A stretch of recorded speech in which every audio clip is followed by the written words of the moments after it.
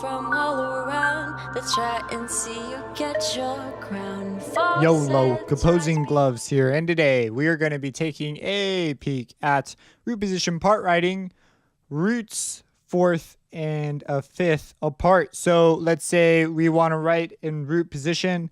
So we write from like a C major chord to an F major chord, but our roots are it's a root position. So it's a root C major triad and a root F major triad. Well, C to F in our bass is a fourth apart. So that's what we mean when we say writing roots a fourth and a fifth apart. Okay, let's talk about this. Now, this fourth and fifth thing is really important. We have a whole circle in music theory called the circle of fifths, and it's going to be something we will use more and more going forward. But for now, we're not going to worry about it too much, but just saying this relationship right here, you'll see this all the time. It's very common to see 1-5, 1-5 as a chord progression because its relationship is so powerful. The 5 chord brings us back to the 1 chord. The 4 chord actually is a little bit of a different story, but we'll talk about that another day. Right now, we want to know, how do we deal with this sort of a thing? So, okay, as usual, we must keep in mind, watch out for parallels and spacing. We don't want to have any crazy notes, and we want to obey our melodic rules and so forth. So, okay, you're given 2 chords, and you say, okay, let's look at a couple examples here. So, here I've got a 1 chord C major, C E G, and another chord. It's a G major, and that's a fifth away, right? And we notice something. So just look at which notes light up blue. Well, we see we've got the C here, the E, and the G. And then on the G major, the G is the same. The G stays lit up. The other 2 don't, though, right? These 2 notes are not those 2 notes. They're different notes. So, but this G is a common tone. So we could say, that's pretty useful. It seems like we could just leave that one the same. So that's actually something called common tone and stepwise. Now we have another one called similar motion. We could make a bunch of stuff move around. And then we also have something called the tertian leap, common tone, and stepwise. So what this is, now tertian, this is a new word, right? This just refers to basically thirds. Whenever you see the word tertian, I believe it actually means built in thirds. You'll also hear things like Churchill progression. I forgot like the exact term for it, but it basically refers to thirds. If you were to type out everything in thirds, it would go right. We'd go C to E to G, G to B, B to D, D to F, and then F to A to C. And now at this point we're repeating, right? And so we can actually use this. When we use this, we're able to see chords the way they're built, like G major, G, B, D, F major, E minor. So this is sort of something that's used a lot of the time for, if you don't play piano, I see students find this a lot more helpful. So if you're not a piano player, you may consider writing this out or memorizing this. It's just built in thirds. I play piano, so to me this is much slower than just thinking of a piano. But for you, maybe this is a great deal. So people will use this all the time to build things in thirds very quickly. And I've not ever read it in text, but I've always heard it called like the Churchill progression or Churchill something. But tertian is sort of, it basically refers to the same sort of thing. So we're gonna be doing something with thirds here. And we will talk about that when we get to method number 3. And also, I have included a caution. So we have fourths or fifths, right? And that means we could be working with a 5 chord. We're going to be working with a 5 chord a lot. And the 5 chord, the third of the 5 chord, if we look at C major, just as an easy example, the 7 is B, right? Well, the 5 chord has that B as the third. So we just want to be careful about this. We don't want to double the third because, okay. Here's the rule, right? So this third here, we generally want to resolve it up to the 1. If it occurs in an inner voice, though, meaning the alto or tenor, we can have it resolved down to a 6. So it just depends. But if it occurs in an outer voice, it's got to go up. If it doesn't, that's a problem. But if it's in an inner voice and it goes somewhere else, we're okay because it's an inner voice. It's the outer voices we're the most concerned with. So just be careful about doubling this unintentionally. You want to watch your thirds when you come across 5 chords. So, all right. Up first is common tone and stepwise. In fact, let me make this here bold. Common tone and stepwise. So common tone means we're going to be lurking. Now, I wrote a whole bunch of stuff here basically proving that this avoids all parallel motion. So it's great. You don't have to think about parallel motion. But let's just jump down to the example. So we write out some chord, right? And so I literally just pick a voicing. And I say, okay, I put a C. I generally want to double the root, right? So I'll put another C. And then I'll do my third, which is E, and my fifth, which is a G. And then I say, I'm going to go to the 5 chord first, ascending, and then I'll do the 4 chord ascending, and then we'll go 5-1 descending and 4-1 descending. And we're going to use this common tone in stepwise. So that means that we're going to look, okay, so we say we're going C major to G major. That means that the G is the common tone. It's the tone both the chords share. So the G is up here in our first chord. If we omit the third, we can't pick this method. I mean the fifth. We're going to have to pick some other method. But here we did not omit the third because we had the ability to put all the chord tones in there, which is why you generally want to do that. So the rule is I just look for whatever tone's the same. I keep that the same. So if this is the G here, so my soprano's got G, that means that it's going to keep the G. It doesn't move. It stays the same. All the other voices will move to the nearest chord tone in our next chord. So here, let me type this out on top. So we have C, E, G, right? With G being the common tone, well, this one's going to be G, B, D, right? So the G stays where it's at. All the other notes, though, they move. Now, our bass, this is root position part writing. So our bass has to go to G. So that's no problem. Our C, well, the C is really close to D or B. I could pick. B is actually closer. So I go down to a B. And I take my E and I say, well, that's really close to a D. And I get this. And there you go. That's it. Follows all the rules. We're good to go. Now, how does it do this? I wrote out all this other stuff here. So our melody, if it's got the common tone, then it's not going to move, right? Which means that it cannot give us any sort of a direct fifth or octave because it's static. It stays the same. So we're good there. And if it is moving, it's going to be stepwise. So again, we're safe. It's got to leap if it's going to be, if we're ever going to have a direct fifth or octave. So we're safe there. Everything else is moving stepwise. So again, we just don't need to worry. So, and we have motion with the common tone being the fifth in this case. So that's got to be static. Our fifth is. So that means that it's literally impossible for us to achieve parallel motion without breaking some sort of a rule. Moving on over, I've got another example here. So here we're going from C major again. So let's just copy that and put that over here. And over here, we're going to F major. So I'm hitting Control T. Let me type. There we go. FAC, right? That is F major. So we say, okay, well now our tonic is the thing that's the common tone. So again, for the same reason, if the fifth doesn't move, we can't do parallel motion. Well, over here, the tonic can't move. So again, we are parallel motion safe. So I built a new chord. Instead of doubling the root this time, I doubled the root, but I doubled it in a different voice. The C is up here in the alto this time. So I keep that tone the same between the two chords. And this E is mega close to this F by a half step. So that just moves up. The G is really close to the A. And then the C has to go to F because it's root position part writing by definition. So it's got to go up there. And that's it. You are good. So there you go. We're good to go. All right. And moving on to the next one. Now we're going down. So again, we have GBD and CEG. Our G's should stay the same. So here's the G. It's the same. The B is going to a C. The D is going to an E. And then our root position. And then the same thing goes on with the fourth. I mean, after a while, you could see like, oh yeah, this works. And so this one, actually, you'll find this is probably the easiest one, I think, to follow. It's just nice. All right. Oh, wow. That's even my next word. Up next is similar motion. Okay, so here I want to bring up smoothness. As a piano player, this makes so much sense to me.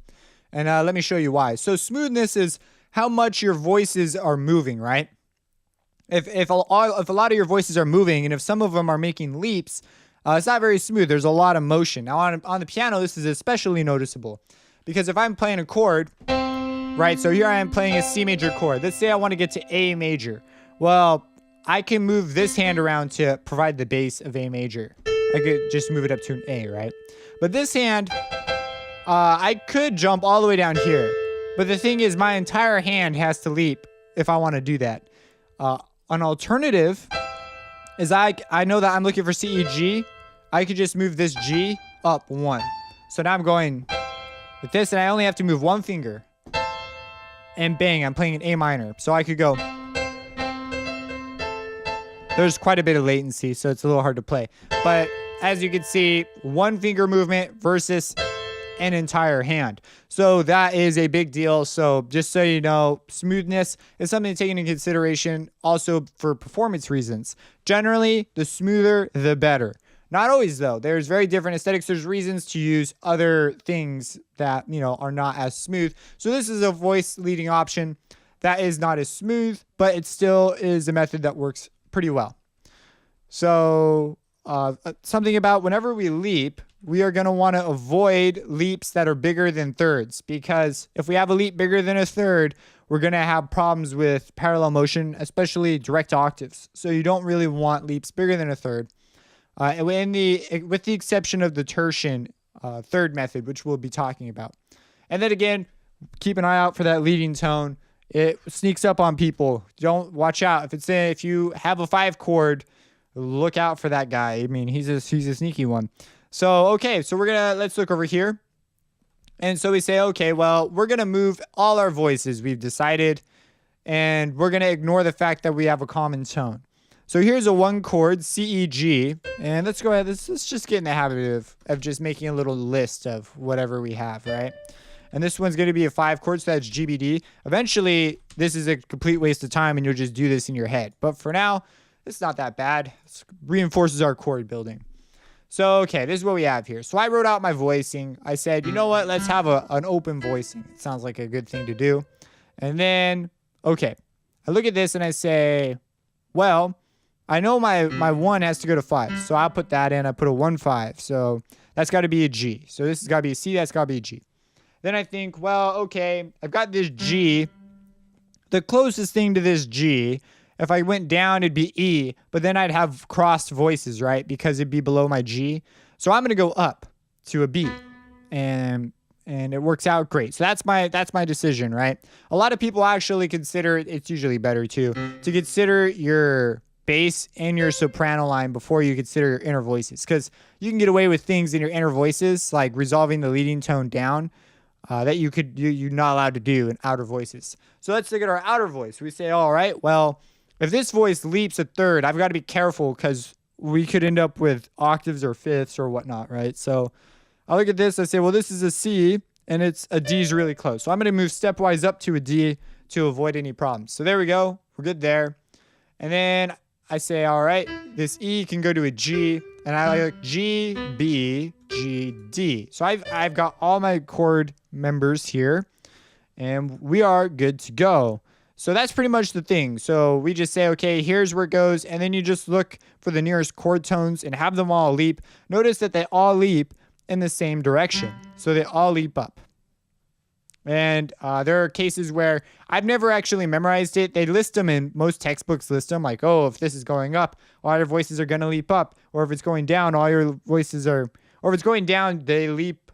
I don't know. See, I never memorized them. But anyways, they usually list them.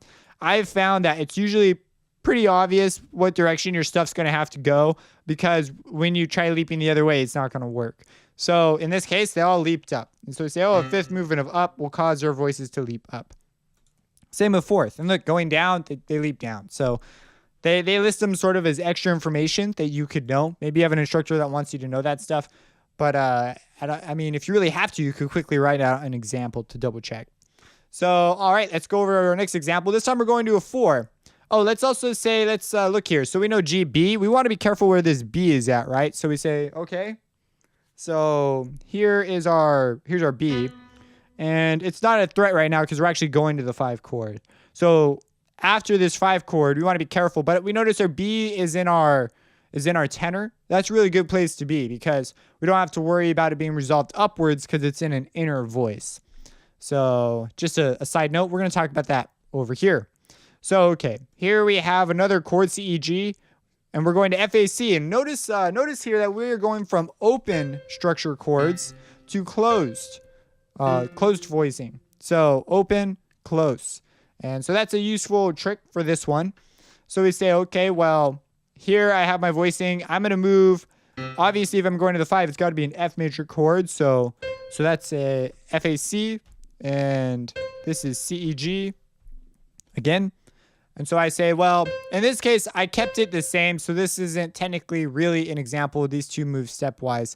I just realized this. So let's go ahead. Let's fix that. So, okay, let's say that we want to make this, proper. So this is an example. I kept the common tones. This is an example of method 1. So let's make it an example of method 2. So here I go C and I'm going to F, A, C. So maybe I'll leap down to an A. And then I say, well, okay, they've all got to leap the same way because it's similar motion. So if this is an E, I say, well, geez, I could go to this F, but that's going up. Or I could go down to this C. And it's a third, so I am A, okay. And then this G, but then we realize, oh no, this G has to go up. Because if I go down, actually I could go down as well. So if we go down by a third, I wind up with a unison, but that's fine, just as long as we don't repeat our unison. And this would be a perfectly fine way to resolve it using this method. And so we look here, we say, well, do we have any like fifths or octaves of that nature? Well, we've got contrary octaves here, so we're going to be fine there, even though we have a leap. And let's see here, we go C, C, and we have an A to an F. So again, we're fine, that's not an octave. And then we say, okay, let's look for our fifth. So we say, well, it's got to be C to G, anything that's got a C and a G. And so that would be these voices, and these resolve stepwise. This one resolves down and this one leaps up. So again, we're fine. So we wind up with something that sounds like this. So very nice. Oh, and by the way, because we're writing 1 5 1 4 5 1 5 4, like all these things, they actually all sound really nice together because very powerful, simple chord progressions. Like, check it out.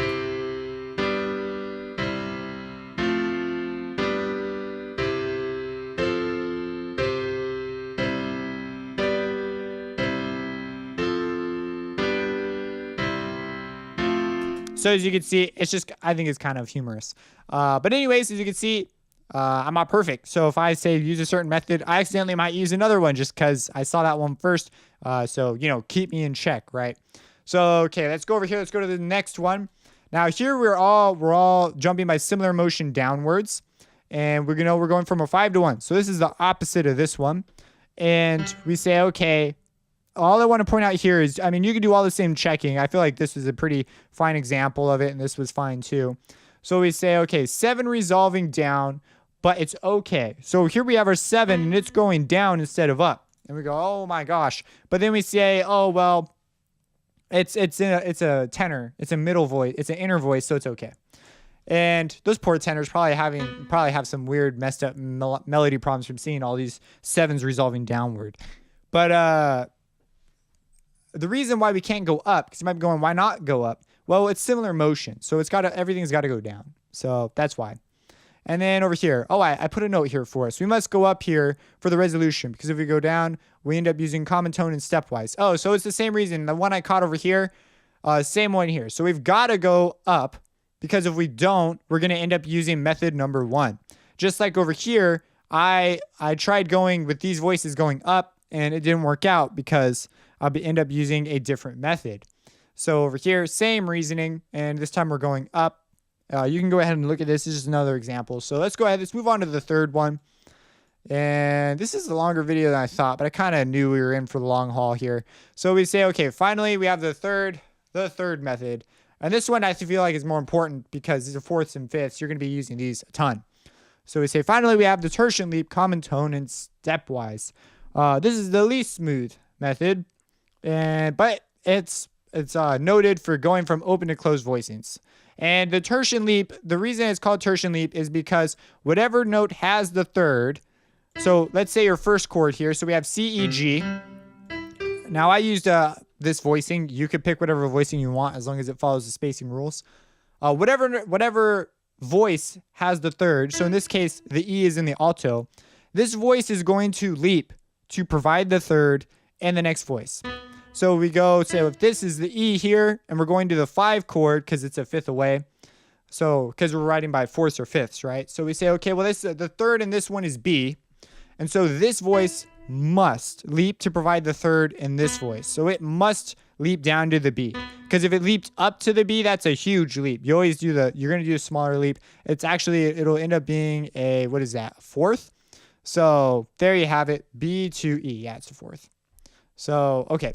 Now, by leaping down, we provide, it pretty much determines what we have to do with our other voices. So I list here, just watch out for the leading tone and also why this works, and we don't really have to worry about fifths. But basically, this has to move up to provide the base, the root of whatever our next chord is. And these, if we have a common tone, it stays the common. So here we have a G, just keep it a G. The G is already included. And another G, keep that as a G. So we notice here we have G, a B, which is, we have to have the B because that's the third, and then G. So we omit the fifth in this case. Totally fine. Don't freak out if we've omitted the fifth. Okay, so there you have it. That's tertian leap, and it sounds like this. And this one we reduce, we only have, this is basically just an interval of a third, but that's our voice. The method we choose forces us to approach it this way. And then we say, okay, let's do another one. So let's go to the fifth instead. So we find the third, and we say, well, the third is E. So this is E, and it has to provide the third in the next chord. So our next chord is FAC because it's a 4 chord. So A, it's got to become an A. So this voice has to go to an A. Well, we're going up by a fourth. That means that this A has to leap up because if we go down, it's going to cross our voices. So we've already got our first two voices figured out. The last two, we just do whatever's easiest. So we say, well, C is a common tone between F from C major and F major because that's the fifth of F. So we just say, okay, we're just going to keep that the same.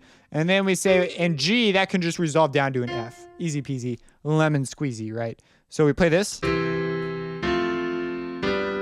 And that's what you got. So that's tertian leap. Pretty simple examples. And then, of course, we have going downward. Watch out for that third in the B. Watch out if you ever have a B and a fifth here. So here we've got a B. But in this case, it's actually taken care of pretty much for us because it's got to leap to provide the third and the next voice. What this means is you cannot use this method if you have your first chord is a 5 chord and you're going to a 1 chord, your B cannot be in the soprano. Because if it is, it by definition will not resolve to the 1 if you're using this method. So you're going to have to pick some other method when this is up there. So that's an interesting case. A lot of specifics can come out of this. Honestly, if you just do several examples, it'll make more sense. But let's go ahead. Let's play each of the examples and just listen to the variation. So this is common tone and stepwise. Let me bold our similar motion here. Oh, by seconds and thirds and whatnot. There we go. And let's bold the tertian leap. Common tone and stepwise. So hopefully this makes sense. We have common tone and stepwise motion, but the big deal is the tertian leap. If you get that down, everything else falls into place. I also have note this voicing and this technique force us to omit the fifth. Oh, in this case. Yeah, so there we go. There's the note. So I do make a note of it. And let's go ahead, let's listen to it. So this is the common tone and stepwise. And these are the sorts of inner voicing. Now, hearing inner voices, that's something that takes some time to understand what can really be offered. I also feel like once you get into sus chords, this begins to make more, it's easier to pick up on for whatever reason. Sus chords are chords like that. You begin to really feel out the how inner voices can sort of really help you. But for now, we're just learning the basics.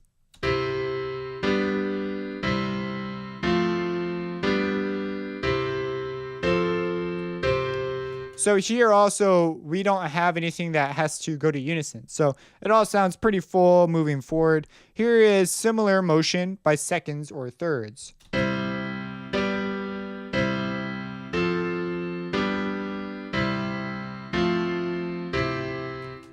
This is like cadence, cadence, cadence, cadence. So, all right, let's go ahead and go to our last example. This is the tertian leap. So this one has the most leaping.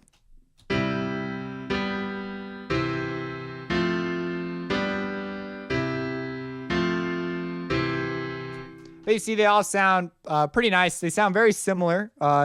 There are different flavors, though. They are going to resolve things differently. And as we start combining things with more complicated chord progressions, these are just valuable ways of looking at things. Maybe you are trying to get your soprano into a different area and you need some way of moving it. So you might favor the tertian leap or similar motion. Maybe you're trying to keep things really tight and smooth. So you might go with common tone. Different reasons to do different things. So our assignment is create 4 progressions in 4 different keys. So that means you're going to have 12 progressions total. Then create 2 progressions using one technique from here, followed by a repeated root. So what I mean is you're going to have a progression that does, you're going to have 2 of these types of progressions where you're going to pick a 1-5 or a 1-4, and then you're going to go let's say you pick 1-5. So you'll go 1-5, and then you're going to use a repeated root. So you'll go 1-1. It's because you're going to have something that repeats, right? Or maybe it's going to go 1-5, 5-5, which is actually something called dominant prolongation, but it'll sound kind of weird here because we'll talk about why you would do that in another video. But anyways, I don't care how long you repeat it. So just have a repeating. So the previous lesson plus this lesson. Back into a different technique. So if you use, let's say, you picked 1-5 and you used the tertian leap as your first thing. Then you did a repeated root the next measure. Well, you got to go like 1-4 or 1-5 or maybe even 5-1. So maybe you have a repeated root like that. So maybe you went 1-5, 5, 5-1, something, do something. And on the second one, maybe you're going to do common tone and stepwise or a similar motion. And then also mark which one you used, because like that will just be more insight to you as to, what did I use? Why did I use that? What was the advantage of using that? Maybe try a couple different ones. Get good at just being able to see them. So that is what you are to do. Let's go ahead and which one is this? 29.1. Let's go to 29.1. Here is what I came up with just as an example. So you don't have to follow my exact example. I just threw down some key signatures. So first I did 4 progressions using different techniques. So here's technique 1, technique 2, and technique 3, each providing 4 progressions that do this. And I also threw in some minor stuff because, why not? It works for major and minor. And then, so there's your techniques. And then over here, I came up with some a progression. So I went 1-5, and then I also listed up here, this is using technique 1. So I used common tone and stepwise. And then I had 1-1, which this is my repeated root. And then I go 1-5, or 1-4, my bad. Then 1-5, and I'm using technique 3, so tertian leap in this example. And I did a similar thing. And I also noted over here, I wound up with 2 focal points, which breaks the melodic rule. And instead of fixing it, I just made a note of it. Like, this would be criticized, not okay. You should really choose something that will not result in this. But I feel like it's helpful sometimes if the answers don't always show the best way, but they point out something that's not okay from previous lessons that you may be less aware of because you're worried about getting all the notes and obeying all these extra rules now. It's getting a little crazy, right? There's a lot to think about. So I'll go ahead and play this for you. This is what it sounds like. It's kind of ironic. We care more about just the technicalities. We worry about sound and artistry and more advanced classes. This is just sort of the mechanics of what we're doing.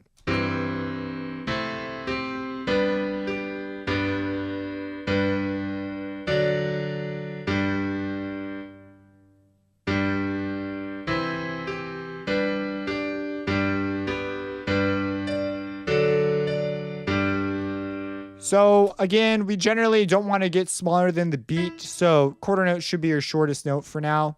And I mean, if you want to get crazy, make it extra, add eighth notes and stuff, you can, but don't for assignments at this point in time. Try to do it technically correct first, then see what you can really make it into. Please consider your tempo. Don't just go with whatever MuseScore hands you. Put down a tempo marking. Now, some people actually, some of their biggest regrets is putting a tempo marking because it restricts performers. So you may consider words like allegro or vivace or largo. Those aren't as specific as this tempo. It gives you a small range of tempo to work in because your piece can sound really different given just a difference of 4 or 5 beats per minute. Especially if you have an artist who might be pulling time a little bit here, a little bit there every now and then in subtle ways. It can make a large stylistic difference. So anyways, that is that. Go ahead, go crazy. Please experiment with more keys because you really want to be fluent in this. You've seen already, this can get out of, analysis can get very, very out of hand. You're going to be jumping scales in your head like crazy. And so you want to have a way of navigating these. So get familiar with more key signatures while you're doing these exercises. Subscribe and have a blessed day.